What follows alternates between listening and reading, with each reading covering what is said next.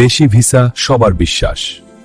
আসসালামু আলাইকুম বন্ধুরা, আশা করি নতুন একটি ভিডিওতে সকলে ভালো আছেন। মালয়েশিয়ার সর্বশেষ আপডেট নিয়ে আলোচনা করা হবে।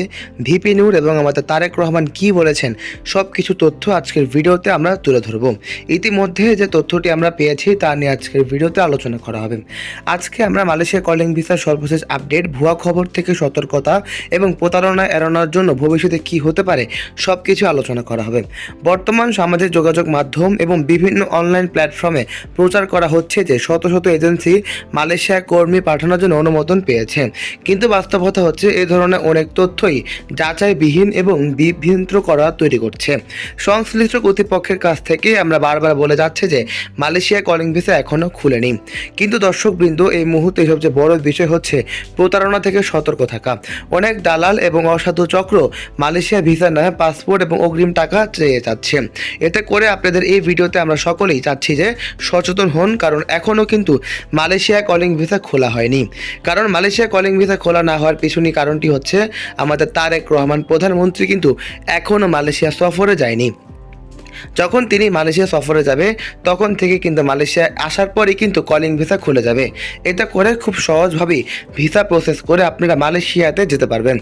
মালয়েশিয়ার শ্রমবাজার নিয়ে বাংলাদেশ এবং মালয়েশিয়ার মধ্যে বিভিন্ন ধরনের আলোচনা চলছে।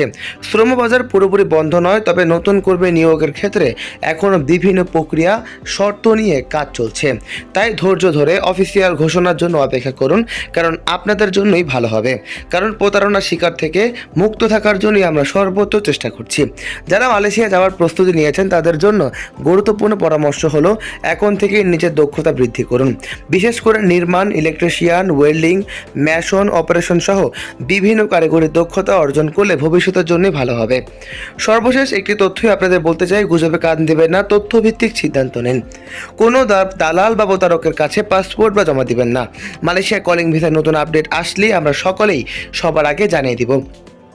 আমাদের কলিং ভিসার আপডেট এবং মালয়েশিয়ার সর্বশেষ তথ্য নিয়ে কিন্তু আমাদের চ্যানেলে সর্বোচ্চ আমরা ভিডিও দেওয়ার চেষ্টা করি। তাই বন্ধুরা, চ্যানেলটি সাবস্ক্রাইব করে আপনাদের বন্ধুদেরকে ভিডিওটি শেয়ার করতে পারেন, কারণ মালয়েশিয়ার গুরুত্বপূর্ণ তথ্য কিন্তু আমাদের চ্যানেলেই সবার আগে আপলোড হয়ে থাকে।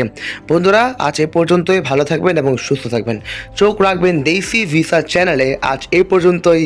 আসসালামু আলাইকুম।